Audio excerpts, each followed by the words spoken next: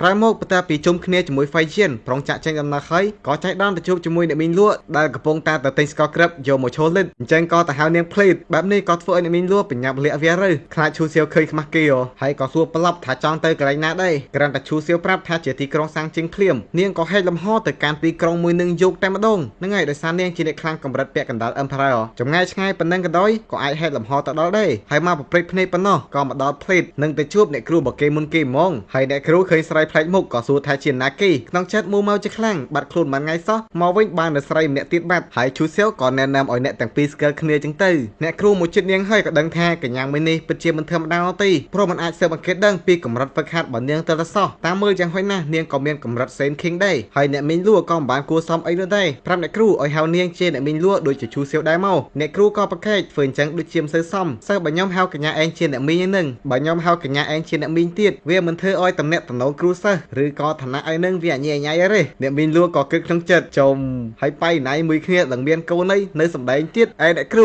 ឃើញទឹកមុខរបស់អ្នកមីងលួសម្លឹងនាងចឹងក៏ចាប់ផ្ដើមសង្ស័យចុំតិចលោតំណែងតំណងអញជាមួយអាសិស្សចោលមកទៀតត្រូវបាននាងមើលដឹងអស់ហើយទៅដឹងអីឈូសៀវក៏មិនភ្លេចណែនាំយីជីដែលជាសិស្សរបស់គេផងដែររួចក៏ច្រឡំឲ្យយីជីហៅអ្នកគ្រូខ្លួនឯងថាជាអ្នកគ្រូមីងធ្វើគ្រប់គ្នាទាំងគៀងតែក៏បញ្ញាប់កែឲ្យហៅថាអ្នកគ្រូយាយអ្នកគ្រូក៏មកនិយាយរាក់ទាក់ជាមួយយីជីទៅឲ្យកដោនាងមួយជាតនាងត្រឡប់អ្នកមីងលួក៏ប្រាប់ឈូសៀវថានាងត្រូវការកន្លែងសម្រាប់ដើម្បីសម្រួលកម្លាំងធាតុហើយយានដឹងទូនាទីក៏បញ្ញាប់ទៅរៀបចំឲ្យនាងភ្លេតឯហ្វឹងចៅមិននឹងត្រឡប់ទៅវិញក៏ប្រាប់ឈូសៀវថាចាំយប់នេះនាងមករោគធ្វើឲ្យអ្នកគ្រូក៏សួរក្នុងចិត្តហើយមករោគសិស្សអញធ្វើអីពេលយប់គ្រប់គ្នាចេញទៅអស់អ្នកគ្រូក៏ចាប់ផ្ដើមសួរគេអីថាមួយខែនេះបានហោះហើរទៅដល់កន្លែងណាខ្លះហើយមើលទៅព្រឹត្តិការណ៍មកដូចជារីកចម្រើនកម្រិតហ្វឹកហាត់លឿនអញ្ចឹងជាស្នាដៃអាសិស្សចោលមកសៀតឯងទាំងអស់មែនឃើញនាងប្រចាំឈូសៀវក៏មកសម្រួលភ្លេតអាយ៉ាអូនឯងទាំងអស់គ្នានឹងស្ទើរតែជាស្លាប់បងកុំចំណែនគ្នាមើលអ្នកគ្រូនៅតែមាត់រឹងថានាងគ្មានពេលទៅប្រចាំមួយគេទេឈូសៀវក៏បន្តទៅលួងនាងភ្លេតហើយដូចជាយើងដឹងស្រាប់អ្នកគ្រូគឺមាត់រឹងនោះទេតែការពិតចិត្តទន់ឈូសៀវលួងមកភ្លេតក៏បានទៅបាយណៃគ្នាទៀតបាត់មកសន្ទុះក្រោយមកបន្ទាប់ពីបាយណៃគ្នារួចហើ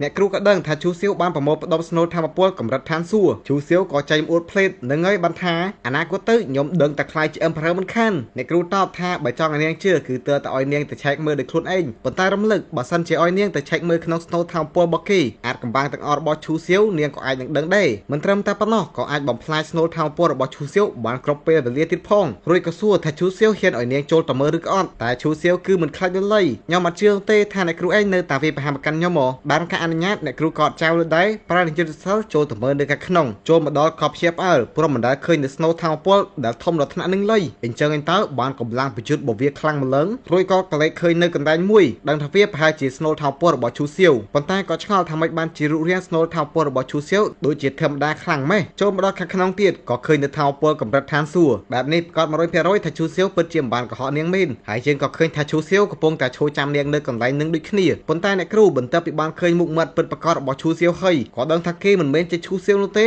គឺជាស្ដេចបិសាចឈូសៀវបែបនេះក៏ចាប់ផ្ដើមឆ្ងល់ថាគេជានរណាគេឯឈូសៀវក៏ចាប់ផ្ដើមសង្កេតអាពេលដែលអ្នកគ្រូបានឃើញស្នូលធម្មពលកម្រិតឋានសួគ៌ហើយនាងគឺអាចដណ្ដើមវាយកបានប៉ុន្តែនាងមិនបានដណ្ដើមនោះទេឥឡូវនេះបានឃើញរាងកាយពិតប្រាកដរបស់គេទៀនចឹងបើសិនជានាងនៅតែដូចដើមគេក៏ប្រកាសជាអាចទុកចិត្តនាងបាន 100% ឈូសៀវក៏បកស្រាយការពិតថាស្ដេចបិសាចឈូសៀវដែលត្រូវបាននាងសម្លាប់កាលពីមុនក៏ជារូបគេហើយហូលីសារបស់ប៉ាថៃស៊ូនឹងក៏ជារូបគេដែរឬហើយនាងក៏ព្យាផ្អើលសួររកពិសេសពិតប្រាកដរបស់នាងឯងបានចូលខ្លួនហើយដូរវិញ្ញាណគេមែនតែមិននឹងអាចទៅរួចមនុស្សម្នាក់មិននឹងអាចក៏ហៅនៅវិញ្ញាណដាវបានដល់ទៅ2ដងឈូសៀវក៏តបដោយសារតែរូបគេមានវិធីពិសេសអាចចូលខ្លួនអ្នកដទៃបានដូចជាមានរាងកាយថ្មីអញ្ចឹងហើយចូលខ្លួនរបស់ឈូសៀវក៏គ្មានអីខុសដែរព្រោះ30ឆ្នាំមុនបើមិនបានគេជួយទេឈូសៀវពិតប្រាកដក៏នឹងត្រូវងាប់យូរណាស់បាត់ទៅហើយឬភ្លាមម៉ងឌៀក៏មិននឹកស្មានអញ្ចឹងបានន័យថាផែនការរបស់ឈូសៀវចាប់ផ្ដើមតាំងពី30ឆ្នាំមុនមកម្លេះលឿនមើលថាស័ក្តិសមជាស្ដេចបិសាចឈូសៀវមីនឈូសៀវក៏ទទួលស្គាល់ព្រមមកជីវិតរបស់គេមនុស្សដែលត្រូវបានគេរៀបល្បិចដាក់នឹងមានច្រើនខ្លាំងមែនទែនហើយចៃដន្យអាពេលដែលគេចាប់ជាតិចូលខ្លួនរបស់ឈូសៀវនឹង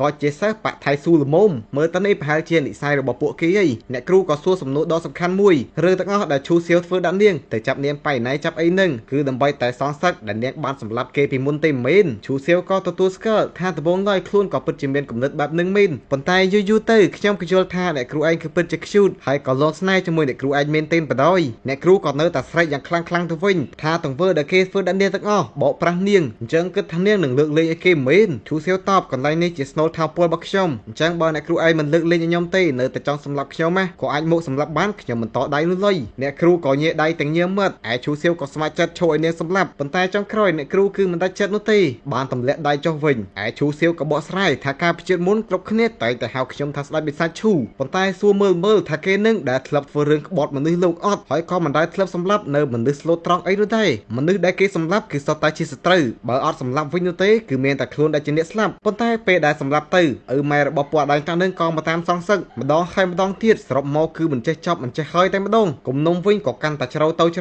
ៅអញ្ចឹងខ្ញុំក៏ដឹងខ្លួនថាចុងបញ្ចប់ដឹងតែមិនអងទេបែបនេះបានជាខ្ញុំរៀបចំផែនការទុកមុនអ្នកគ្រូឯងបន្ទោសខ្ញុំដែលចូលខ្លួនសិស្សរបស់អ្នកគ្រូឈូសៀវហើយនឹងបោកប្រាស់អ្នកគ្រូឯងត្រូវអត់ប៉ុន្តែខ្ញុំមិនយល់អញ្ចឹងនោះឡើយព្រោះជីវិតរបស់វាគឺខ្ញុំជាអ្នកប្រកល់ឲ្យនោះទេអ្នកគ្រូខ្ញុំសួរអ្នកគ្រូឯងតែមួយសំណួរនោះទេពេលដែលខ្ញុំខ្លាចជា Holy San របស់ប៉ាថៃស៊ូហើយដែលធ្វើរឿងអីខុសទៅកាន់ប៉ាថៃស៊ូអត់ហើយដែលធ្លាប់បានសម្លាប់មនុស្សស្លូតត្រង់ឬក៏អត់នាងក៏ចាប់ផ្ដើមគិតដឹងទទួលស្គាល់ថាពិតជាមិនដែលមានពិតមែនក្នុងចិត្តក៏ចាប់ផ្ដើមចូលសងឈូសៀវបន្តិចម្ដងហើយព្រោះបើប្រៀបធៀបជាមួយមនុស្សអាក្រក់មួយចំនួនឈូសៀវអាចនៅចាត់ទុកបានថាជាមនុស្សឈូសៀវបន្តខ្ញុំជឿជាក់លើអ្នកគ្រូឯងសុខចិត្តប្រាប់ការពិតនៅអាចកំបាំងដ៏ធំបំផុតរបស់ខ្ញុំអញ្ចឹងរវាងខ្ញុំជាមួយសិស្សរបស់អ្នកគ្រូឯងអ្នកគ្រូរើសយកមួយណាអ្នកគ្រូមិនដឹងឆ្លើយមិននោះទេព្រោះឈូសៀវបានសម្លាប់សិស្សរបស់នាងមិនទាំងអាចទៅស្រឡាញ់គ្នាជាមួយឈូសៀវកើតជាពិសេសគឺមានកូនជាមួយឈូសៀវនឹងហ្មងចុងក្រោយក៏មិនបានឆ្លើយដែរចេញត្រឡប់ទៅវិញធ្វើឲ្យឈូសៀវក៏រំពឹងទុកពីចម្លើយរបស់នាងថានឹងជ្រើសយកមួយណាមកដល់ខាងក្រៅបើភ្នែកហើយនាងក៏បន្តសួរឈូសៀវថាមិនបានជាគេប្រៃផ្សាយបែបនេះហើយមិនបានជាគេជ្រើសរើសប្រាប់ការពិតទៅកាន់នាងអញ្ចឹងឈូសៀវក៏ឆ្លើយដោយសារតែការកុហកគឺមិនអាចដោះស្រាយបញ្ហាបានពេលដែលគេទម្លុះទៅកាន់កម្រិត Great Sin ការពិតទាំងអស់គឺនឹងត្រូវបានដឹងជាសាធារណៈហើយគេក៏មិនចង់កុហកមនុស្សដែលគេស្រឡាញ់ដែរអ្នកគ្រូក៏តបថានាងត្រូវការពេលវេលាបន្ធូរចិត្តសិនហើយក៏ដើរចេញទៅបាត់ឈូសៀវក៏បញ្ញាបកលនៅទឹកអមរិតឋានសួគ៌ទៅឲ្យនាងព្រោះថាវាមានប្រយោជន៍មែនទែនក្នុងការយកជំនួយដល់ការយល់ដឹងពេលដែលហ្វឹកហាត់វិជ្ជាគុណទទួលយកហើយនាងក៏ធ្វើជាសួរថាអត់ខ្លាចនាងបកអាក្រាតគេទេអីឈូសៀវអនតគៀឆ្លើយ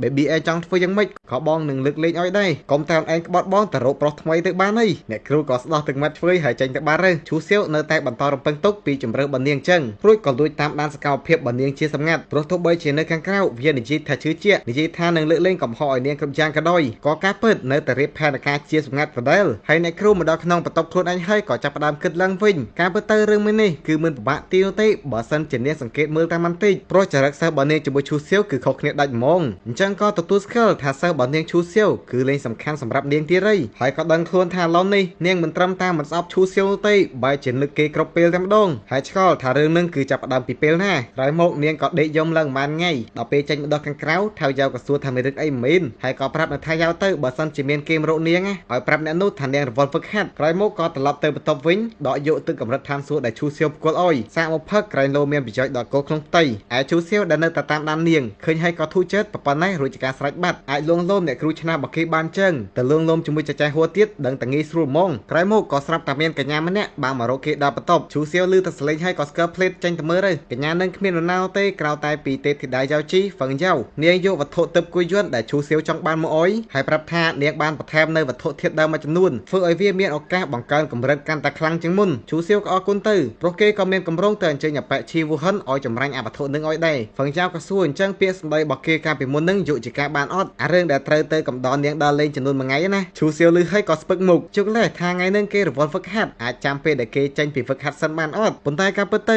គឺដោយសារតាមយប់នឹងវារវល់តែបាយណៃជាមួយអ្នកគ្រូអញ្ចឹងទោះបីជាចង់ក៏ដោយក៏មិនមានកម្លាំងដើរនោះដែរហ្វឹងយ៉ាវក៏អូខេទៅឈូសៀវលឿនមើលថាមនុស្សប្រុសពិតជាមិនអាចសង្ហាពេកបានមានម្ដងក្នុងបន្ទប់ឈូសៀវក៏ចាប់ផ្ដើមហ្វឹកហាត់នៅវិជ្ជាគុណដៅរបស់គេវិញម្ដងប្រើ system ជាជំនួយដើម្បីទម្លុះទៅកាន់កម្រិតកាន់តែខ្ពស់ហើយអត់បញ្ហាទេបាទវាមានជាតិកូដអីមួយផ្លេតក៏ទម្លុះបានសម្រេចរួចមកគេក៏ដើរមកដល់ខាងក្រៅនឹងបានជួបជាមួយនឹងចែកឈិងជីនឹងហើយលើកនឹងជាវេនរបស់នាងម្ដងឈូសៀវក៏ដើរមកសួរថានាងជាមួយហ្វៃយៀនកំពុងតែនិយាយគ្នាពីអីដែរហ្វៃយៀនតាមចំនួនដោយសារតាមអាជីនេះកម្រិតហ្វឹកហាត់របស់នាងរីចម្រើនលឿនពេកអញ្ចឹងក៏មកសុំយោបល់ពីចែកឈិងជីអំពីការហ្វឹកហាត់ចឹងទៅចែកឈិងជីក៏បន្តបញ្យល់អំពីការហ្វឹកហាត់បន្តយកផ្លូវមួយដាក់មាត់របស់ឈូសៀវបន្តហើយក៏ប្រាប់ថាកម្រិតហ្វឹកហាត់មួយគឺរបៀបហ្វឹកហាត់ខុសៗគ្នាដូចជាអ្នកខ្លាំងកម្រិត Great Saint គឺត្រូវការយល់ដឹងពីច្បាប់របស់មេឃានិងចាប់ផ្ដើមហ្វឹកហាត់នៅដាវរបស់ខ្លួនឯងដាវនឹងគឺជាផ្លូវហ្វឹកហាត់របស់មនុស្សម្នាក់ហើយទម្លុះទៅកាន់កម្រិត Saint King កម្លាំងធាតុចាប់ផ្ដើមផ្លាស់ប្ដូរលើកនេះគឺចាប់ផ្ដើមហ្វឹកហាត់ដើម្បីពង្រឹងដាវរបស់ខ្លួនឯងម្ដងហើយដើម្បីទម្លុះទៅកាន់កម្រិតពាក់កណ្ដាល Emperor គឺត្រូវរួមបញ្ចូលគ្នារវាងដាវហើយនឹងរាងកាយខ្លួនឯងទើបអាចទម្លុះដំណាក់កាលបានជូសៀវបន្តសួរដល់ដំណាក់កាលពាក់កណ្ដាល Emperor ហើយហ្វឹកហាត់អីទៀតចម្លើយគឺអ្នកខ្លាំងកម្រិតពាក់កណ្ដាល Emperor គឺស្វែងយល់ផ្លូវហ្វឹកហាត់ខ្លួនឯងជាមួយនឹងមេឃាហើយបើសិនជាអាចបង្រួមដាវរបស់ខ្លួនឯងជាមួយមេឃាបានគឺនឹងអាចទម្លុះដំណាក់កាលខ្លាយទៅជា Emperor Emperor បានហើយមួយសម័យកាលគឺមានមនុស្សត្រឹមតែម្នាក់ប៉ុណ្ណោះអាចក្លាយជា Emperor ចំពោះដំណើរការវិញបើសិនជាជោគជ័យនឹងក្លាយជា Emperor តែបើបរាជ័យវិញគឺស្លាប់ឈូសៀវក៏សួរថានាងធ្លាប់បានបង្រួមដៅខ្លួនឯងអត់ចែលួដកដង្ហើមធំតបថានាងបោះបង់ហើយគឺជ្រើសយកនៅការបង្កក់ខ្លួនឯងជំនួសវិញហើយនៅជំនិនរបស់នាងអ្នកដែលមានឱកាសក្លាយជា Emperor ប្រហែលជាបិសាចមានអំបៅមកពីភ្នំមេអំបៅប្រាក់ព្រោះថាធម៌ពលរបស់នាងខ្លាំងពេកអ្នកខ្លាំងដែលអាចប្រៀបធៀបជាមួយនាងបានមានត្រឹមតែ2នាក់ប៉ុណ្ណោះហើយសូម្បីតែនាងក៏ដោយក៏មិនអាចតស៊ូបាន10ក្បាច់ជាមួយកញ្ញានឹងដែរ